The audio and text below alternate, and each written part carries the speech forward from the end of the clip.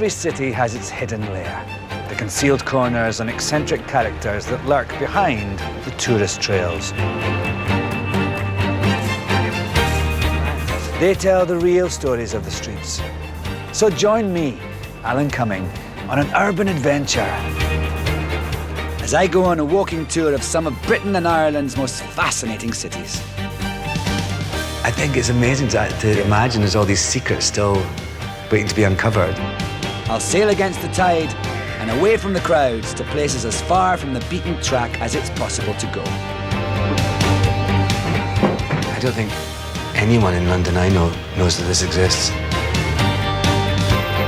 And meet those with the inside knowledge of these forgotten places. That was amazing.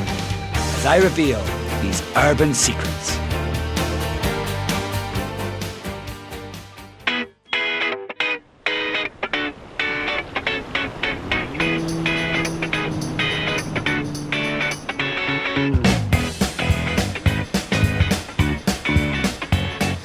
I'm in one of my favourite cities in Britain. I've always loved coming here for its culture, for its people, and of course for its Geordie spirit. And I'm excited to find out what other secrets Newcastle has to offer me.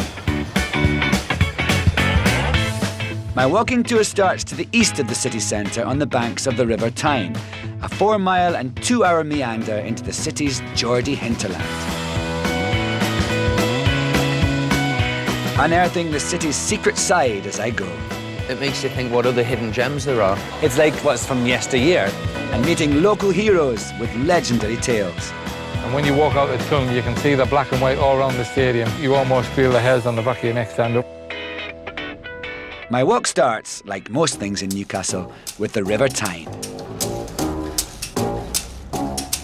The source of industry and inspiration for years, once again there's some strange and wonderful sights and sounds to be found down on the waterfront.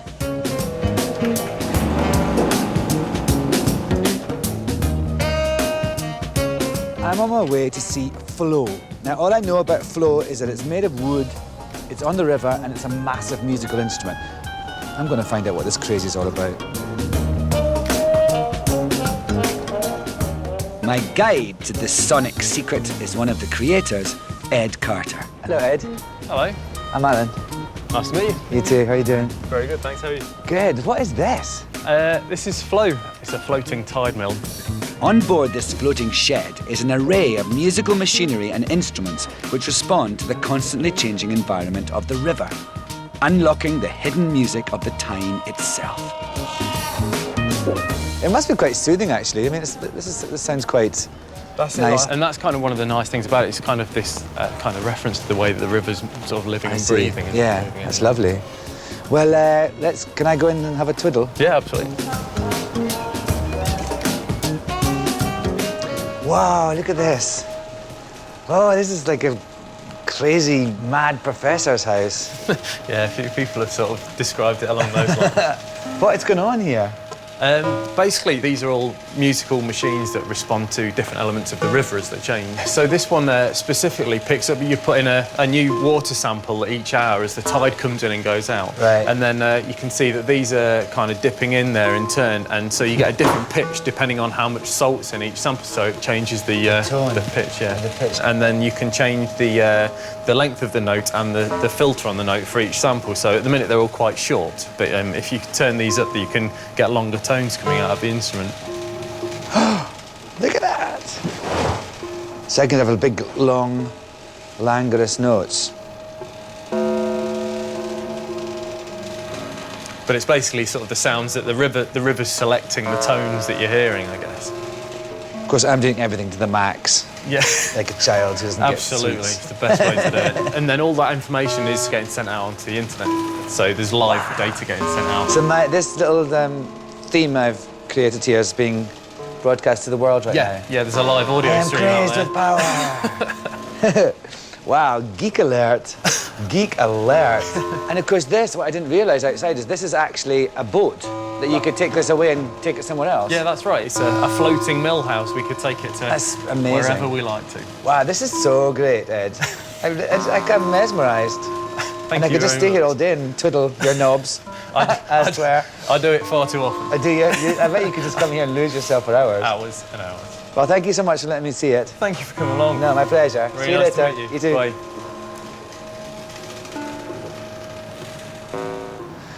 Well, I thought that was fantastic. What a great start to my day in Newcastle. I love the way it's all about the river and Newcastle's industry and mechanics and everything, and yet it makes this beautiful, new, arty thing. I love artiness, and I love artiness born of where it is from. The River Tyne has been central to Newcastle's growth since Roman times and was key to the city's domination of the coal trade, hence the phrase, coals to Newcastle. The Tyne is framed by its bridges connecting Newcastle with Gateshead to the south, and most famous, of course, is the Tyne Bridge, built in 1928. This is the most iconic image of Newcastle, the world-famous Tyne Bridge, a badge of honour and a point of reference for Geordies the world over. Now, it's long been thought that the Sydney Harbour Bridge in Australia was modelled after this one. I'm going to burst your bubble, people. The Sydney Harbour Bridge was started before this one. It just took longer to complete because of its larger size. So this was second. But this city still has its true stories, and I'm now heading west along the river in search of them. Turn right at Tyne Bridge and then into the Victorian heart of the city, where hidden history lurks on every street. Like here on Mosley Street, which claims to be the first in the world to have electric street lighting.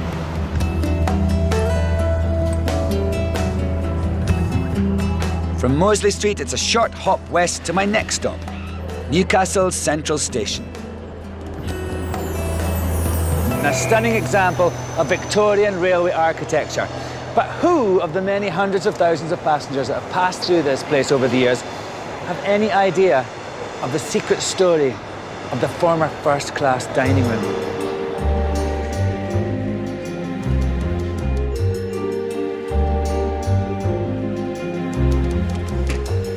Hello, Jason. Hello. Nice to meet you, Alan. You too. How are you doing? Very good. How are you? Good. This is a beautiful place. It is. It's lovely, isn't it?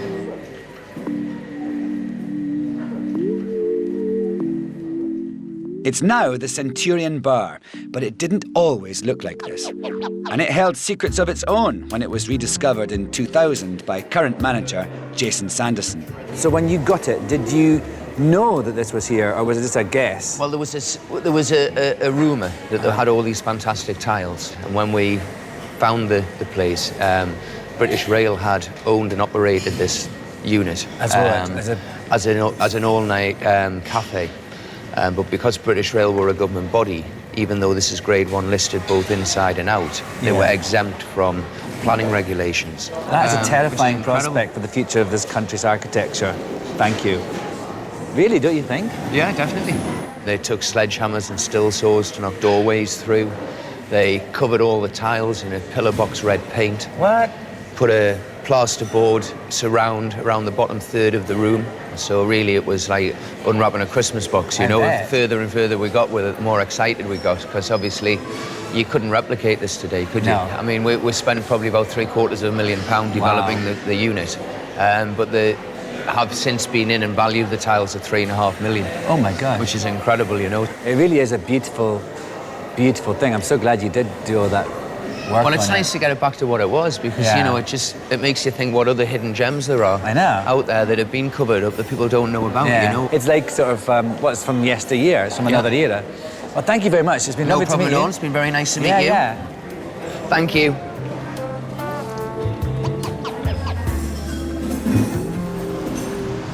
You know, it's funny, during these walks, I've seen so many beautiful things in very incongruous places, like pubs or toilets. But I've also seen things in places where hardly any of the public are ever going to see them.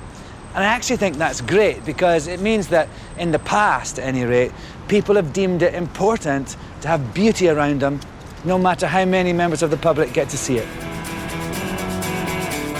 As I continue on my walk, I get a bird's eye view of Newcastle. I am now perched on a column 135 feet above the streets of Newcastle. And then a Geordie eye view on the world. we were presenting something of what we knew to the rest of the world.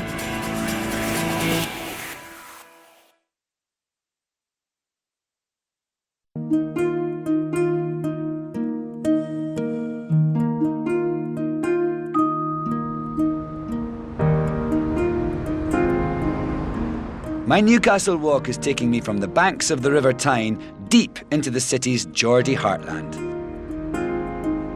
And just inland from the river, I find myself in grand Georgian surroundings. Right now, I am in the historic heart of Newcastle upon Tyne. It's called Granger Town, and it's absolutely stunning. It's called Granger Town because it's named after the architect who designed it. So beautiful.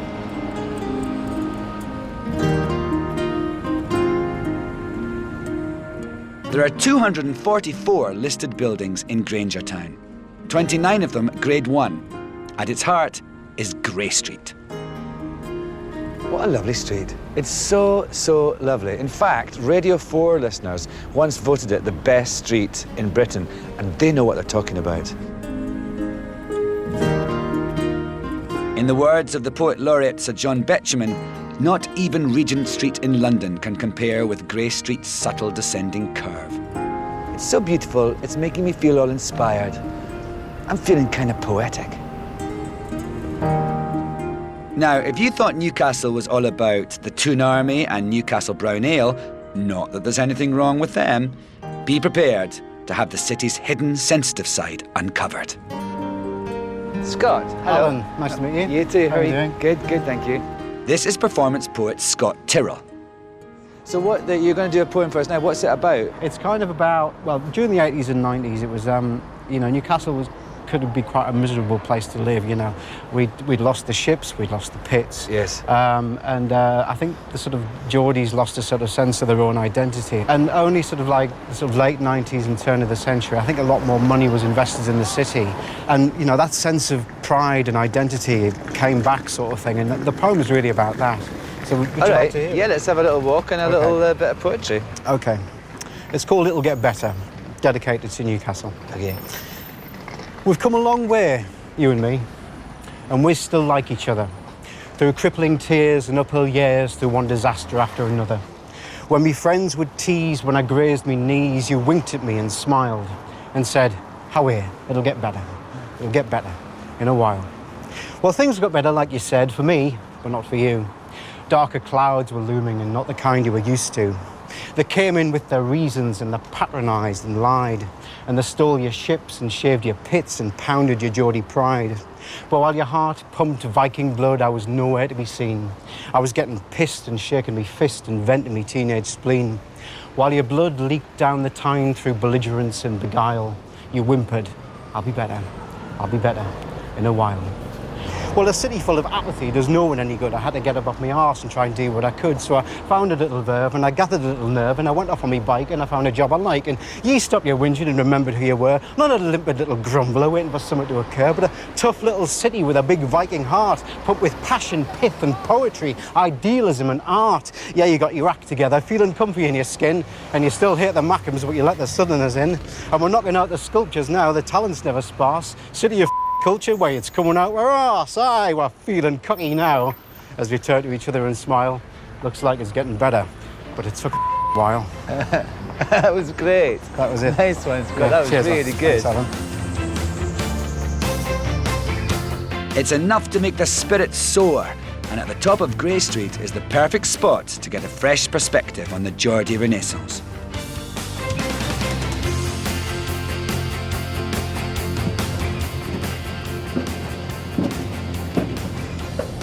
I am now perched on a column 135 feet above the streets of Newcastle.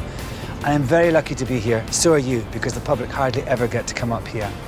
Above me is Earl Grey, he of the tea blend and also a former Prime Minister. And also he was a great reformer. He helped to abolish slavery and he helped to end child employment. In fact, he helped to bring democracy to this great land. Once, quite a long time ago, there was a big storm and a bolt of lightning struck the column and the Earl's head fell off and landed in the street. But like Oscar Wilde, he was in the gutter, but looking at the stars.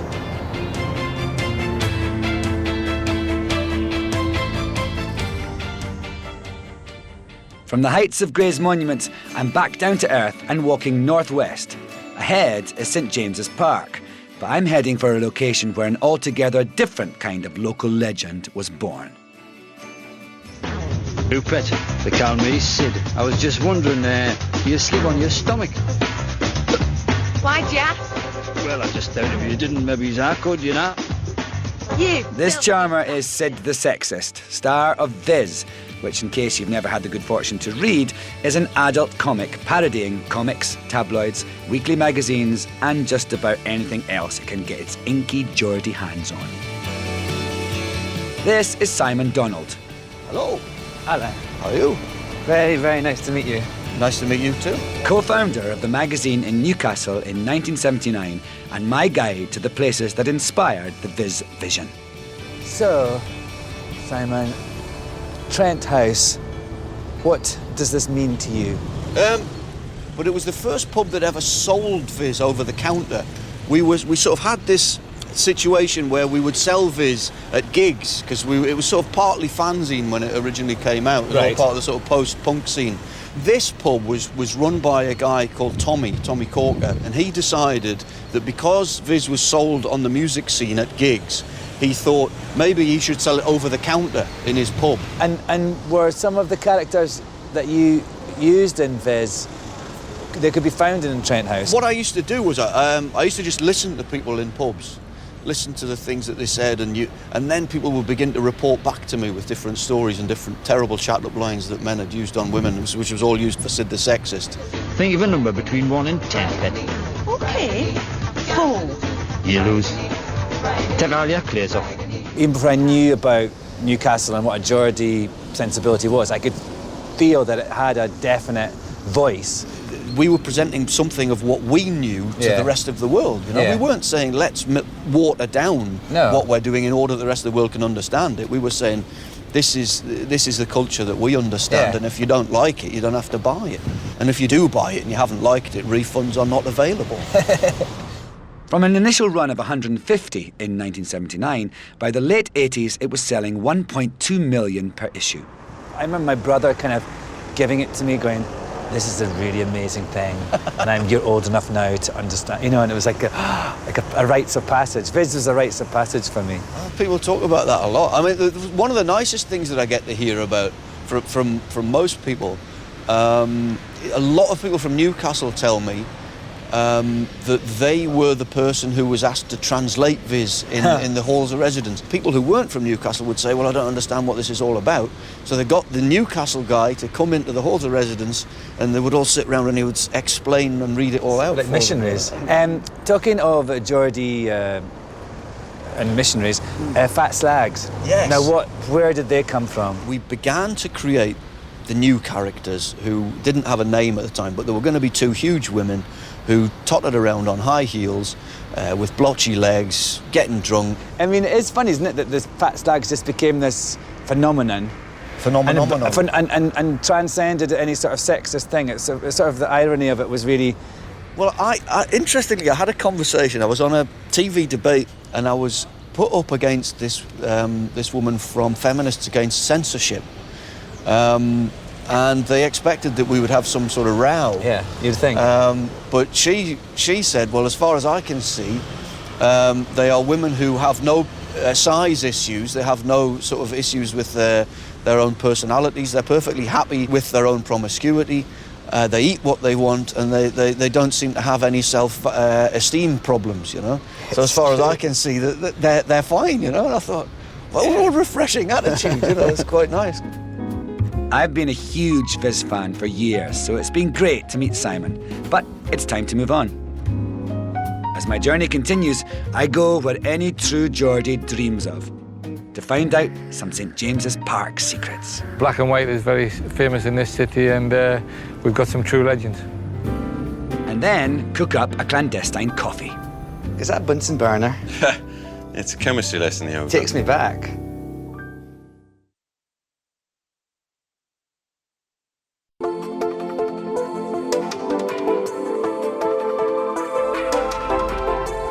I'm on a walking tour of Newcastle. From the River Tyne, then on through the city's grand Georgian heart, uncovering the secrets that are helping Newcastle reinterpret its rich past and rediscover its sense of civic pride. My next stop, less than a mile north of the Tyne Bridge, is St James's Park, home to Newcastle United, and there is nowhere more central to the Geordie sense of identity. There's possibly a very good reason for that. You see, Newcastle is nestled in a valley, and the club's stadium is right in the very centre of town, not in the outskirts like a lot of clubs. And so it's visible from all parts of the city and audible. Yes, the sound of the crowd is like a ripple that goes everywhere, and every goal scored is the city's heartbeat. This is Newcastle United Football Club, and the facts will have been memorised by any member of the Toon Army. Founded in 1892, 4 times league champions, 6 times FA Cup winners. But did you know that the windscreen wiper was invented by the club photographer, and they used to play in red and white stripes? Don't tell Sunderland. Never guess where I am. I'm in the players' passage at Newcastle. I'm going to do sound effects, okay?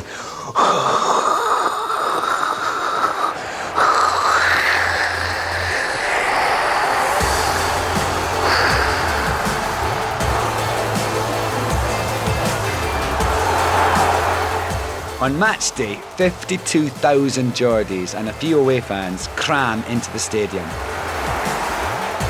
But my moment of glory is watched by slightly fewer. All those people picking up rubbish from the stands think I'm crazy. My guide is local boy and club legend, Peter Beardsley. There you are, Peter. Hello. How you doing, Al? Good, good. Nice to see you. You too, you too. This is fantastic. Yeah, it is rather impressive, I have to say. We do feel it's like home to us. I bet. It must be. So you're a Geordie? Absolutely. Through and born through. and bred, yeah. So 3 miles from here I was born. Getting to play in... Yeah, home. absolutely. To play for your hometown club is very special, you know, obviously. The black and white is very famous in this city, and we've got some true legends. What is it like coming? Because when I came up the steps from the tunnel, I mean, I'm not even a big football fan, but I felt like a chill. Well, the great thing was, Alan, it sounds big-headed, I used to be the captain of this team. So you're first. And when you walk out the tunnel, you can see the black and white all around the stadium. And when they know that you're coming, you know, they start to announce it. Now, when I played, they didn't know, but as soon as you were first up them steps and they could see you, the noise just went around the whole stadium, you know. You almost feel the hairs on the back of your neck stand up because it's so special. Peter played a total of 276 times for Newcastle, scoring 108 times, as well as making 59 appearances for England. All right, Peter, I would like to go behind the scenes, backstage, if you will. Absolutely. I think the dressing rooms would be a good place to go. Come on, then. Right, so this is the home team dressing room. Gosh, it looks sort of like, it looks like superheroes, doesn't it? Yeah, it does. They kind of are. They all like to sit in their own little space. Shall we go and look at the enemies? Absolutely, absolutely. This is a lot less swanky. Yeah, this is the real world. This is like, screw you people. When I played in the 90s, this was the home dressing room. Oh, was it? And Alan Shearer would have sat here. Yeah, this is kind of like the changing rooms at a school swimming pool. Well, you imagine that there'll be 18 players getting changed in here. Is this all mind games to make them less comfortable? When you look at staff, like they will have all their coaching staff in here getting changed, right. You know, and there'll be 30 people getting changed in here, but you wouldn't think there's room to swing a cat. You wouldn't? You know? Should we look at the showers? Absolutely. Was it always like this? No, to be honest, when I first started playing, it was basically a big communal bath that was actually sunken into the floor. Wow. And everybody just jumped in together. What, like a jacuzzi? Absolutely, yeah. Just like basically the bubbles going all the time. And it was just thought nothing of it. But then obviously, as time wore on, basically health-wise, they decided to have individual baths. Oh, so yeah. It's understandable. Some athlete's foot in there. Absolutely, anything. Brilliant. These corridors have witnessed some real stars, but forget Sir Bobby Robson, Kevin Keegan, Alan Shearer, and even Gaza. But a secret St James's Park star, meet Kath. All right, Kath. How are you? Oh, hello, Peter. This is Alan. Good to see you. I'm pleased to meet you. Nice to meet you, Kath. Heard a lot about you. Kath's our most important person on a match day. Looks after all the press, don't you? Yes, I do, yes. And now tell me, Kath, I read that you live your life by the 3 Fs. Yes, my life's by the 3 Fs. And what would those be? It's me family, Yeah. me faith, and me football. Ah, I see. Not always in that order, I yeah. thought it Alan was a bit worried there. I was a bit worried. I've seen your colour change like... but no, it's not that bad. Not that bad. No. How long have you been here, Kath? About 43, 44 years. Wow. Kath's 85. Doesn't look at So you this year. started late. Yeah, absolutely. She's seen off a few managers. Yeah, oh, yes, I have. Yes. So what were the managers' tea and coffee options? What did they like? Sir Bobby Robson was the first one. He was, yeah. Wasn't he when he Yeah, started he was. coming in here? He had coffee with 1.5 sugar. 1.5. Yes, 1.5, yeah. What about Kevin Keegan? Kevin Keegan had 1 sugar. He had tea. Pardew, he has tea with 1 sugar in. Prim Sooners, he had tea with 1 sugar in, yes, and milk as well. Right. Yeah. Kath's sphere of influence isn't just confined to the tea room. In April 2005, after a fight on the pitch between Newcastle players Kieran Dyer and Lee Bowyer, then manager Graham Souness arranges a press conference for the players to apologise. Cue Kath. You see, all the cameras were ready to start, and they were coming to say sorry, and they were all ready to start, but nobody told us. And I walked in with the tea like that, and as everyone usually do when you want a pat on the back, and I put it down like that and walked away. But I didn't know why they looked so... and I just walked out again. I thought nothing about it till I went home. And it said, watch what comes on now about the match. Keep your eyes to the right. I was sitting having a cup of tea. I couldn't believe it. It was live. I didn't know anything about Just it. walked straight in the middle of it. Yeah, you know. You should be like a diplomat from the UN, Kath. Oh, yeah. It was great. Kath, it was lovely to meet you. You too, So nice. Alan, So yes, lovely. I'm you. sorry I didn't get a cup of tea, but maybe next time. Oh, I'm sorry. Listen, could have arranged this better. I would have had the tea out for you. And the I biscuits. cut you short, I know. Oh, yes. Peter, so Cheers, nice Alan. to meet you. Yeah, I thanks so hope you've had a much. good day. Well, of all the huge stars that have played St James's Park, I think Kath is definitely the biggest of them all. And you know, I'll never forget something that Peter said. He said that 90% of the experience of playing football at Newcastle is about humour and fun. What a great Geordie attitude that is.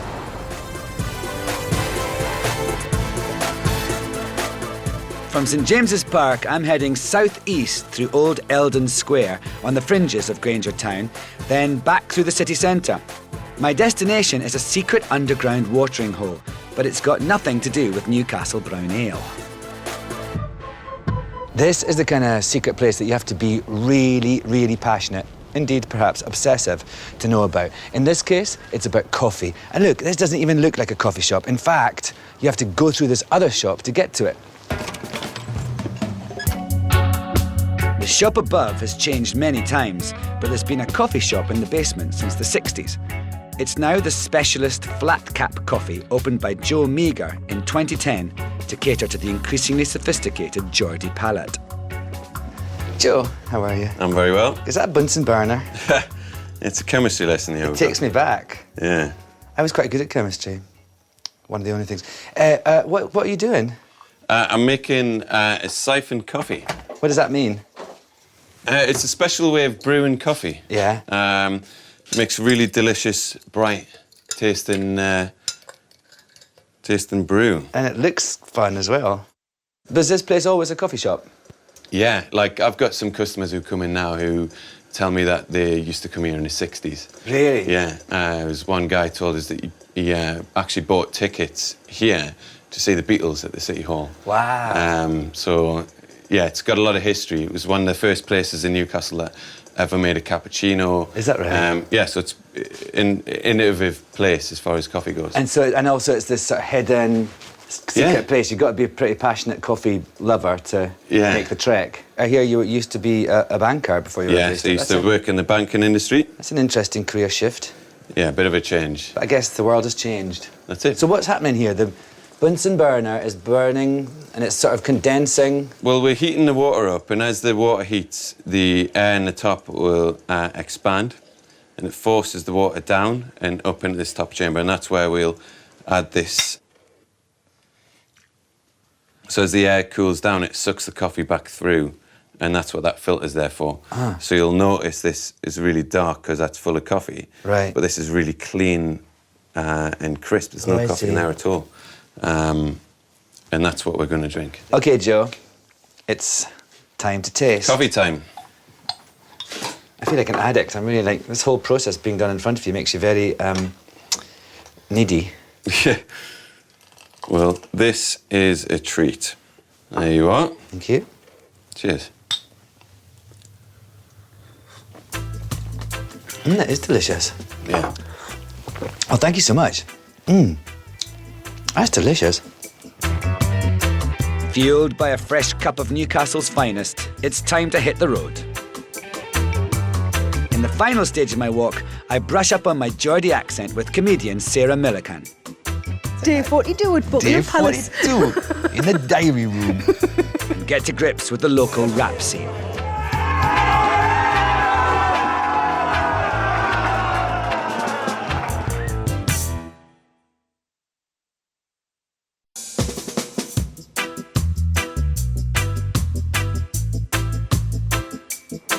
I'm on my Newcastle walking tour, getting to grips with the secrets of the Geordie psyche in a city that's got a very modern take on its traditional strengths.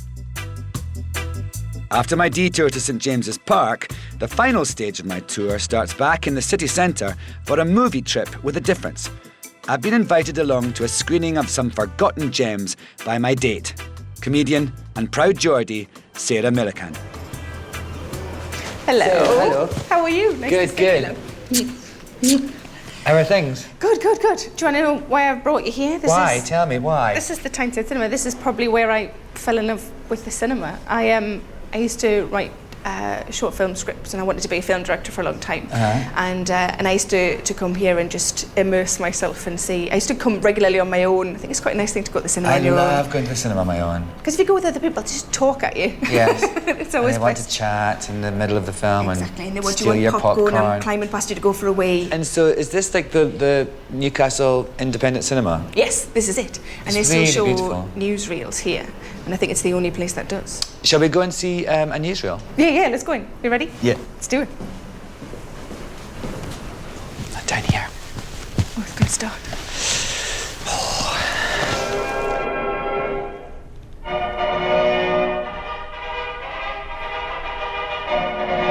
For the second time in 5 months, St James's Palace echoes a royal proclamation. This is the Tyneside Cinema, opened in 1937 as the Newcastle News Theatre by Dixon Scott, great uncle of Hollywood directors and local lads Ridley and Tony, and now the only place in Newcastle to catch up on the latest news. From 1953, of course. I would love to come to the cinema and see a newsreel instead of endless. Yeah, as long as it's old like this, it can't be like Yeah. recent stuff, because No, it would that just should be all be great. celebrity stuff, wouldn't it? It'd be all Kim Kardashian and... Yeah. Excitement in the royal box, and is another typical Ascot finish with Juliana. The newsreel slide cinema closed in 1975. Not quite the age of rolling news, but there wasn't much need for grainy black and white newsreel once we all had colour telly. And Juliana is led in, a 20-1 winner. The bookmakers But the guy who does this, you know, here we are at Royal Ascot. I wonder who he was. Do you think it was just the one that did all of them? It sounds like it. Yeah. It's always, here we are. Here's a lovely horse and winner, Her Majesty is Yeah, coming up. because you can't do it in a Geordie accent, because then it would just all sound like Big Brother, wouldn't it? Well, that's Dave, what do you do at Buckingham Day Palace? 42 in the diary room. In 1976, the building was reopened as the Tyneside Film Theatre, home to art house and independent films, and aspiring film director Sarah Millican. Did you come here a lot? Yeah. More so before it was all fancy done. My sister used to refuse to come with me because it smelled like pet shops. She always said it smelled like pet shops. So we used to have to go into the big multiplexes and see films there with her. And then I came here on my own. The End. Distributed by Gaumont British News. Tennis, racing, cricket. You could do that voice now if I would you love wanted. to. You could Yeah. take that job over. Oh, that was fun. Should we go and get a cup of tea? Yeah, let's go get a cup of tea. By 1999, the building was again on the verge of closure, but following a £7 million investment, it reopened as the very shiny new Tyneside Cinema, complete with cafe, the perfect place for a young comedian to jot down her thoughts. So this is where you would come and chill out and... Yeah, I mean, I think being in a sort of creative environment anyway when you're trying to write is always quite helpful. So, yeah, I've always liked sitting in cafes and sort of watching the world go by, but I think also just getting a little bit of quiet and eating. I'm a big fan of eating, so if I can eat and write at the same time, it's two of my favourite things. And are you, because I was talking about people watching, I was noticing last night that the young ladies of Newcastle are not predisposed to wearing warm clothes. No. I think it's just city centres in general, though. I don't know if it's worse here than anywhere else. I would say it is. Really? I mean, not worse, it's just different. But I would say I've noticed a definite trend for less clothes. We used to go out and just have like a treble whiskey, and then you didn't need a coat after that because you were thoroughly warm. But there's a real Geordie sort of what is he in Scotland we call it gallousness. Do you know, like a real like exuberance? Yeah. Sort of. Yeah. I think that's alcohol based. Is it? I think a lot of the people that come to Newcastle and get drunk aren't necessarily Geordies. There's a lot of there's sort of hen parties and things like that. You know, it's quite a big hen and stag culture, I think, as well. So where do all the Geordies go? Well, if it was me, I'd just stay in. But that's just me, yes. But I'm not really very... A box of wine. I'm not very outdoorsy. I'm quite indoorsy. Right. Nobody ever coined that as a phrase, did they? It's They so really true. should have done. I'm quite indoorsy. What is the sort of... Is there a way to just capture a Geordie character? I think it's warmth. I think it's... People always... It's that sort of... that commonly thought thing that people think that Geordies are friendly, but they really are. That's why, you know, we're the best in call centres. I used to work in a call centre. I was really good at it.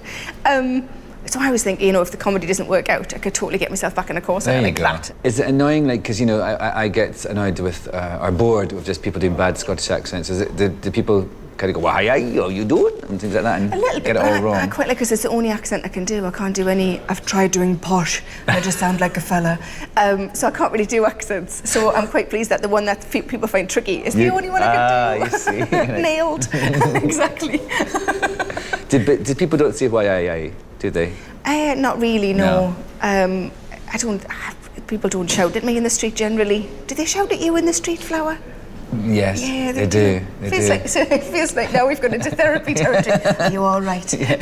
And you do your posh voice. Yeah, you're all right. You're all right. Yes, they do. Sarah, it's been so lovely to meet you. Thank you We've had very such a much. laugh. It was fun watching those newsreels. It really was. And now it's time for Ellen to go. I'm sorry, our time has come to an end here. Bye. Thank you very much. Bye, love. Oh, that was such fun. I love Sarah. And it was really nice to spend some time with her here at the place that inspired her to become a performer in the first place.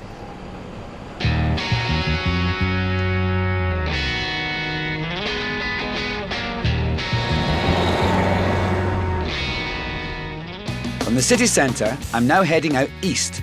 My walk takes me past old warehouses, then over the Oostburn towards Byker.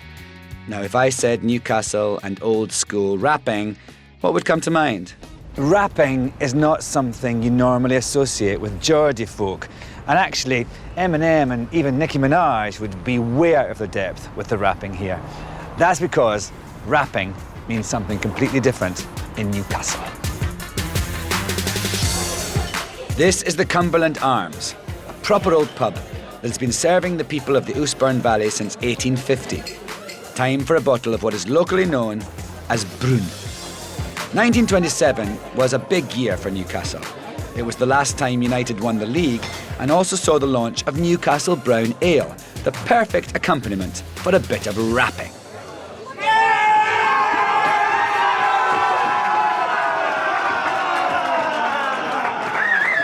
Ladies and gentlemen, all the way from the Cumberland Arms! Great step.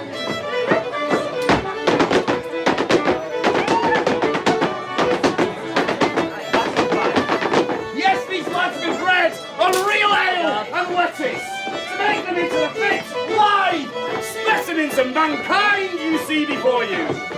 You'll notice at no time do they smile. Such is the power of concentration. The hair markings. Ruthlessly dropped down in 1987. World's largest coast rack.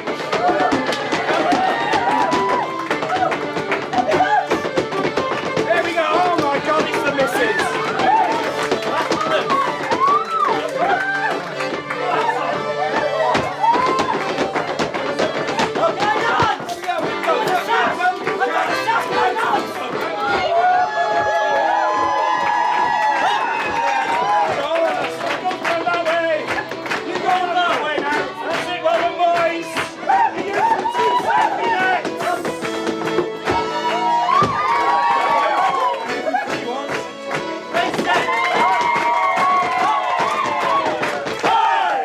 These are the Kingsmen, champion rapper dancers. My guide to the secret world is Tom Besford. Tom, that was amazing. Oh, well, thanks. I didn't know what to expect at all, but it was just... What are those... is that a rapper? Yeah, do you want to see one? Can I see one, yeah? Yeah, here's one over. Thank you. Yeah. So it's... What is it exactly? It's like a handle and then it's like a... Yeah, I mean, it's basically just a strip of spring steel.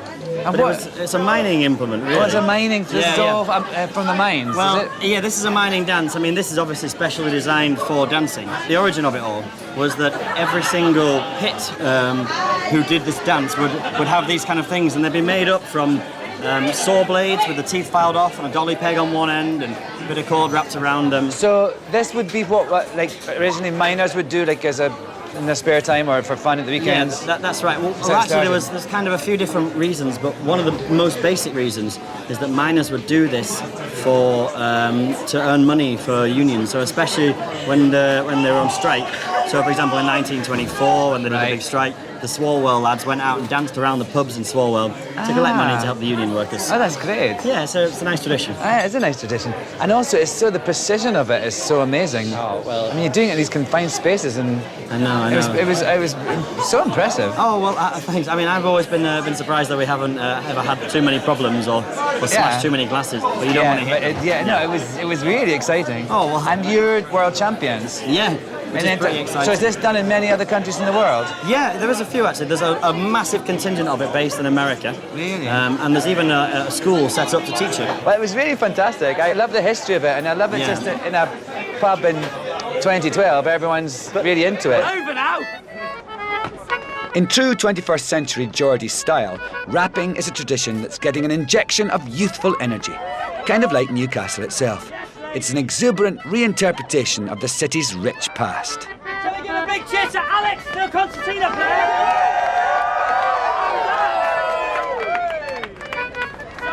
Well, that's the end of my visit to Newcastle. It's been brilliant. It's always lovely to feel the Geordie hospitality, and also lovely to know that no matter how many times I come to this great city, it will still have secrets to unveil to me.